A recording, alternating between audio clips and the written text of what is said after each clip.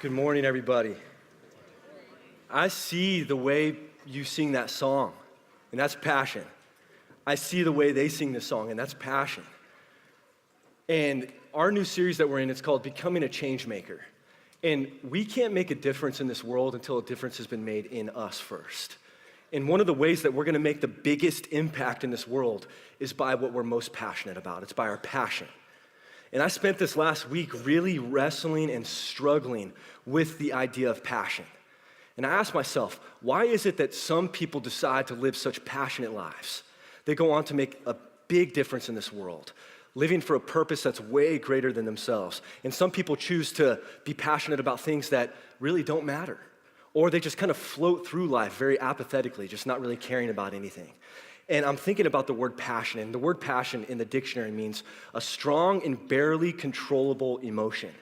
And I like that, but I think there's something more there. And I was on my Instagram this week, and I asked everybody what they thought passion meant to them. And I received two definitions that I liked a lot, and I wanted to share them with you guys. One person said passion is a step above love. To be in a passionate state means you give your life for that which you love. I really like that definition. The next one is, passion is when you put more energy into something than is required. It's more than just enthusiasm or excitement. Passion is ambition that is materialized into action, to put as much heart, mind, body, and soul into something as is possible. And I like that a lot too. And I was thinking about my life personally this week. And I've been told that I'm a pretty passionate guy, and I do get pretty fired up, especially about the things of God and His Word. And I started asking myself, why? Why? And I've asked myself this question fairly often, and I never had this definitive answer, and I feel like this week I had some revelation, and God was speaking to me. And I found this interview, and it was this very successful businessman, and the person asked him, they said, what made you so passionate that led to your success? And I want to read you his response because I really related to it a lot. And he said, one thing is, I think in many ways, I'm trying to save my own family from financial demise. When I was 7 years old, I remember walking around my house in Hawaii and seeing my mother crying. She was crying because we didn't have any money to pay the bills. And I asked her, Mom, what's wrong? She said, we just don't have any money, son. And I remember getting really angry at my dad, and I said, how can you let Mom cry like this? Well, he was at school, he was going for his master's degree. And I still remember thinking, well, if you're so smart, why are we so broke? And ever since then, I've given a lot of thought to the subject of passion. Passion to me isn't just love. It's anger and love combined. It's one that is fire and one that is something softer. I'd get so angry when I would see people struggling financially. And I would get so angry when I would see the school system putting all of these young people into such massive debt. And then there's the love that I had for them and my family. And I started to think about this. And I started to remember back when I was 7 years old and the things that I saw growing up. And all of us have things that we've seen and experienced in our lives. And I remember living with my mom, and I saw so many different people coming in and out of our household, different men.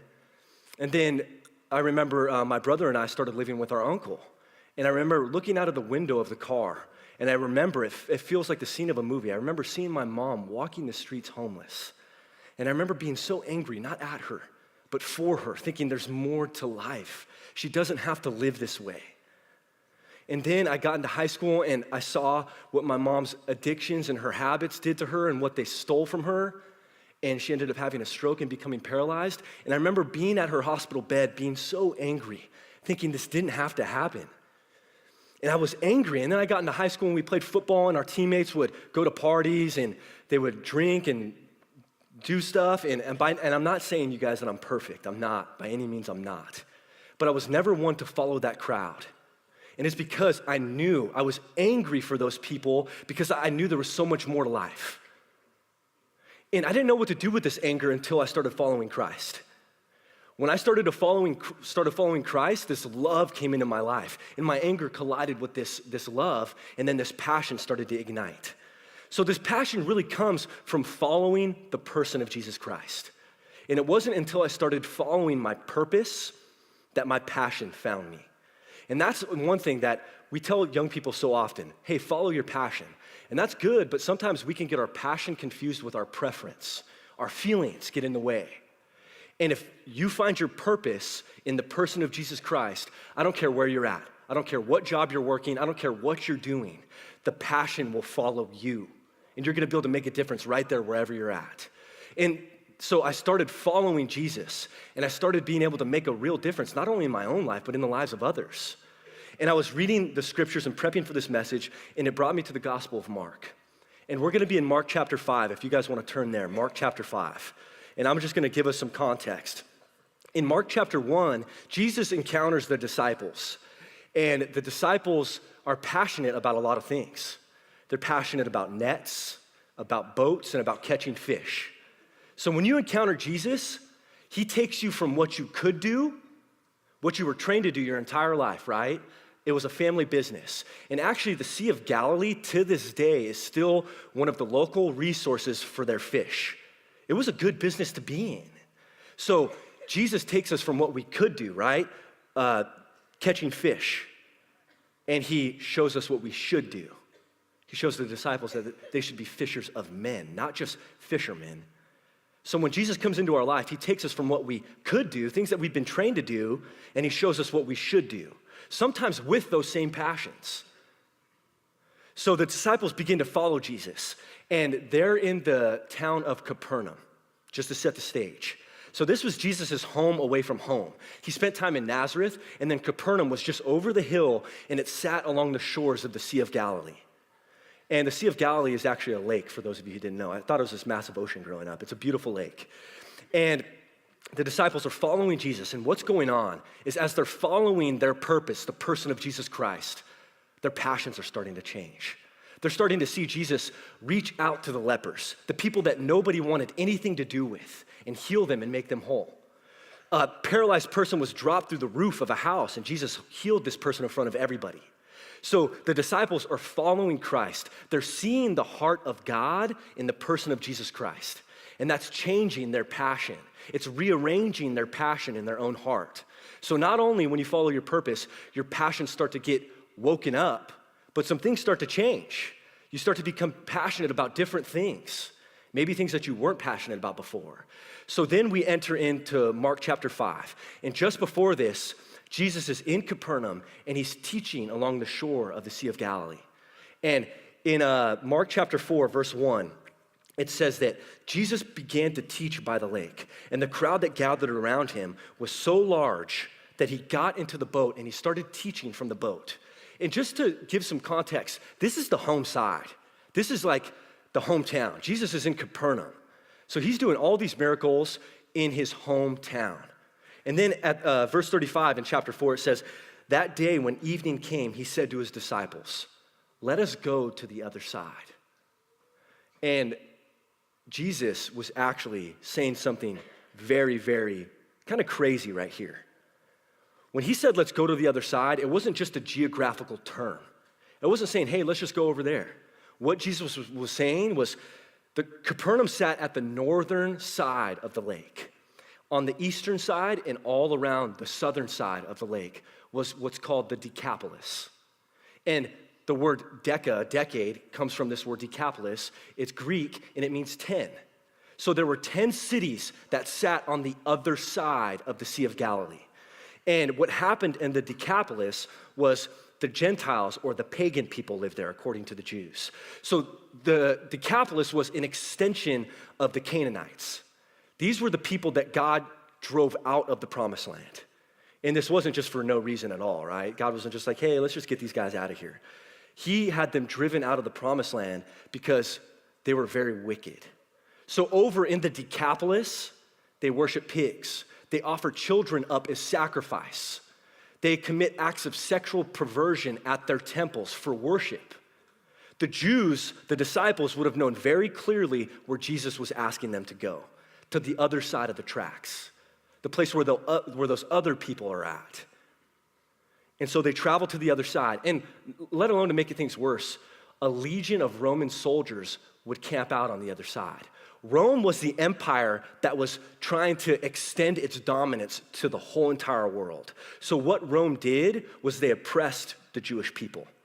And the Romans occupied the cities of the Decapolis. And I've actually been there and I've seen one of the cities. And so Rome would set up their temples everywhere and they would bring their practices of worship. So the Jews would not have wanted to go to the other side. And in Mark chapter 5, this is where the story picks up in verse 1. It says they went across the lake to the other side. When Jesus got out of the boat, a man with an impure spirit came from the tombs to meet him. This man lived in the tombs, and no one could bind him anymore, not even with a chain, for he'd often been chained hand and foot, but he tore the chains apart and broke the irons on his feet. Not one person was strong enough to subdue this man. Night and day among the tombs and the hills, he would cry out, and he would cut himself with stones. When he saw Jesus from a distance, he ran and fell on his knees in front of him. He shouted at the top of his voice, "What do you want with me, Jesus, Son of the Most High God? In God's name, don't torture me." Not only were they on the other side, the side that no Jew would have ever wanted to be caught on, but they approach a demon-possessed man, a person that the people on the other side didn't want anything to do with. They all had rejected this man. And to make matters worse, a Jew could never go anywhere near a dead body. They would be ceremonially unclean.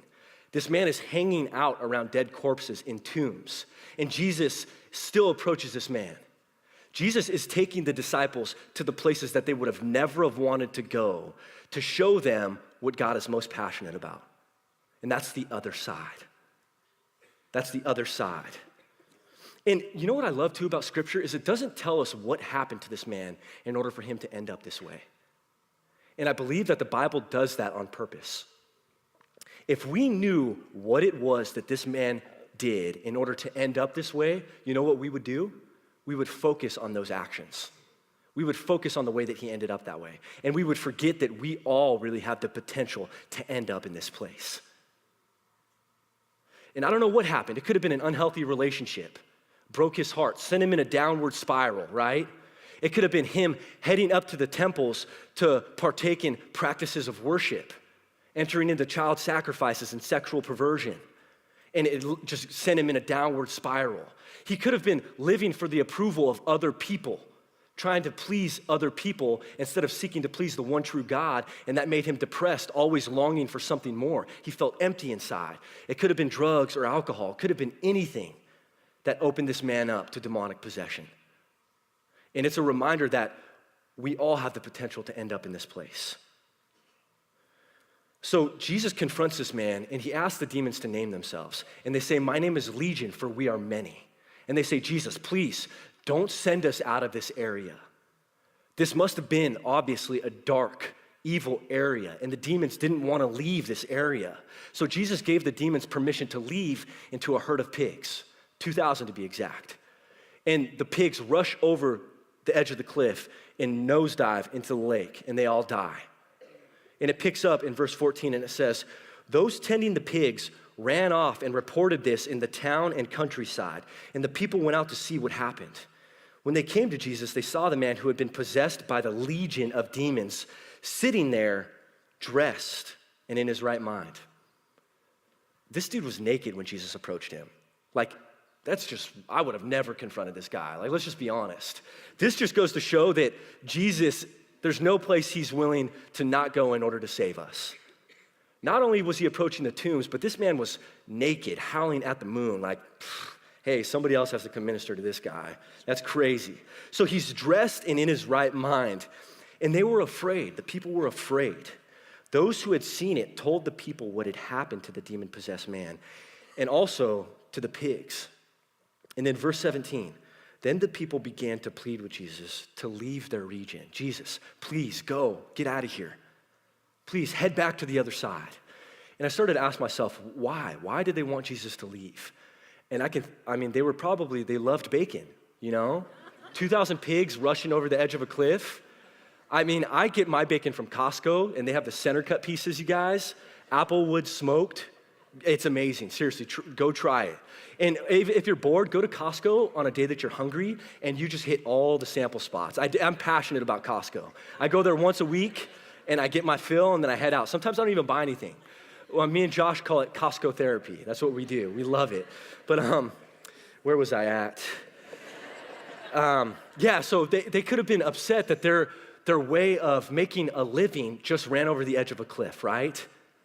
Or they could have been afraid of the power that they saw Jesus had to take this man who was so far gone and to heal him. But you know what else? They know what people from the other side are like. And they could have been like, we know that you really don't have any reason for being over here. We know that if you ever come over here, it's just to judge us and ridicule us. Head back to the other side, man. We know you don't really want to make a difference over here. So Jesus says, okay. And he gets back into the boat and he gets ready to head back to the home side. And look what happens in verse 18. As Jesus was getting into the boat, the man who had been demon-possessed begged to go with him, but Jesus wouldn't let him. And I can see this scene playing out. I can see the boats weren't big and Jesus is in the boat and they're pushing off from the shore. And the demon-possessed man is running into the water ankle deep and he's saying, Jesus, take me with you, please. Don't leave me here. This place has taken so much of my life. It's destroyed everything that I love. Please just take me to the other side with you. Please. And that's the mark of a true conversion, you guys. He's not using Jesus as a loophole. It's not a get out of hell free card. He doesn't want anything from Jesus. He just wants to be with Jesus. That's it. Yeah, I mean, amen. He just wants to be with Jesus. And you know what Jesus says? No. He says, stay there. He says, you know what you're gonna do? You're gonna go back into the Decapolis. You're gonna go back into the darkness. And you're gonna tell everyone what the Lord has done for you, that he has had mercy upon you. And you know what the demon-possessed man probably said? He probably had tears in his eyes and he probably said, you know what? You're right. And he had this inner resolve and this newfound passion from the purpose he has in Christ to go back and to tell everybody on the other side what this man, Jesus, has just done for him. So he goes back to the other side. Jesus and the disciples go back to the home side. And it's crazy what one man can do. And I ask myself the question, are we allowing Jesus to take us to the other side? Are we? And where is the other side for you? I mean, when we think globally, right, we can say ISIS is like the other side, persecuting Christians, despise them and their beliefs and for what they're doing. And we think about our country, the Democrats and the Republicans. I'm not gonna get political, I'm not going there, but I'm just saying, sometimes the other party can be viewed as the other side, right? And even in our cities, sometimes there's some dark places in our cities. Sometimes this is what Jesus calls us to do. We see it in the scriptures. He does not call us to separate ourselves and isolate from the other side. He doesn't. He doesn't call us to go to the other side and to indulge in their practices either. So I always ask myself the question, if you're gonna go out and go places, why are you going there? He calls us to go to the other side and to permeate the heart of Jesus, to go into the darkness and to show people a light. That's what he calls us to do. And it blows my mind what passion can do. Passion can change not only your household, passion can change your city. And even let's bring it home. Sometimes our house is divided. Sometimes we feel like our family members are on the other side, right?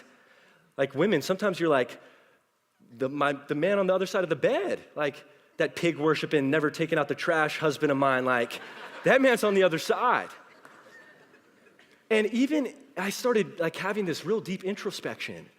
Sometimes the other side is a certain part of my heart that I'm not willing to give over to Jesus. Because I think that when I pursue my own happiness, I'm gonna find more joy there. Sometimes the other side is inside of us. Sometimes we need to give our whole heart to Christ so that we can go out and make a difference. He goes back home to Capernaum. 2 months have gone by. 2 months have gone by. And now Jesus is gonna head back to the other side. And just to remind us, his welcoming party was one naked, demon-possessed man when he went to the other side for the first time. So now he's going back to the other side, and what is his welcoming party now? In Mark chapter 7, verse 37, when Jesus got back to the other side, it says the people were overwhelmed with amazement. He's done everything well, they said. He even makes the deaf hear and the mute speak.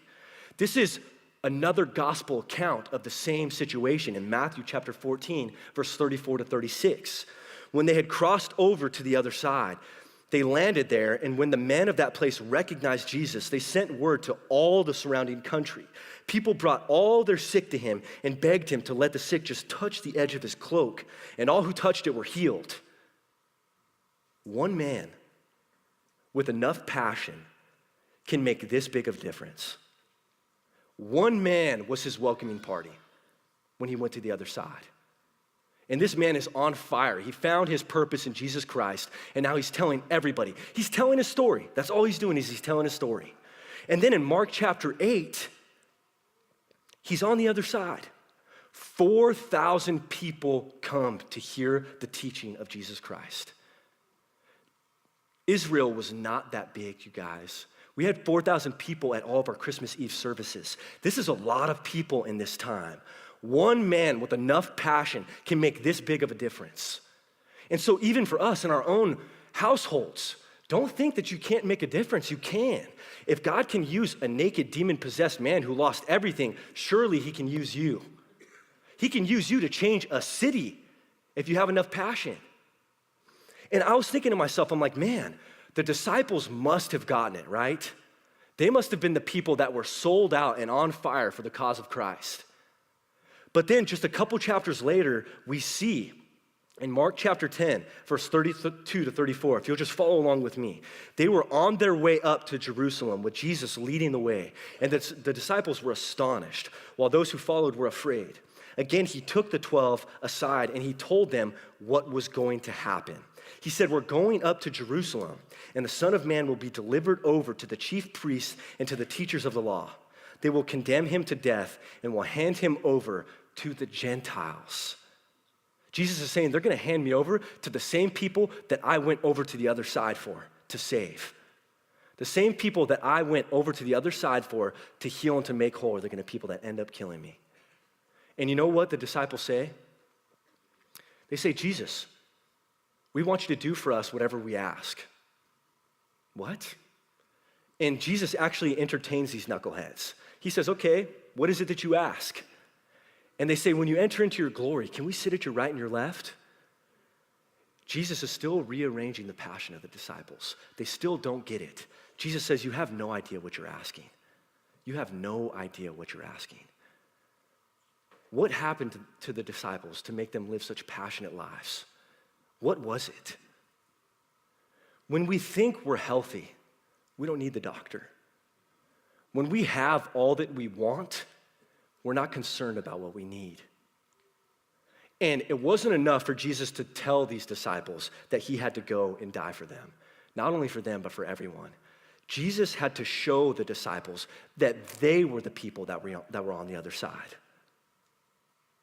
What happened in the disciples' lives? It was the cross. That's what happened. It was them seeing their best friend, their Lord and their Savior, going to the cross to die for their sins. And they saw that Jesus was not only willing to cross a lake for them, not only willing to cross the oceans for us, he was willing to leave heaven and come down to earth and show us that passion always has a price. Always. And this is what I mean, especially young people. You're going to live your lives for a lot of different things. And passion takes sacrifice. The things that you're most passionate about in this life, you're gonna end up sacrificing for your entire life. Your time, your treasure, your talents. You're gonna give all of these things to what you're most passionate about. And Jesus wants to take all of us to the places that we never would have wanted to go to show us what he's most passionate about. Where's your other side? Sometimes it can be the other side of our heart. I heard this story by a man named John Piper. And John said when he was a young boy, his father was a pastor.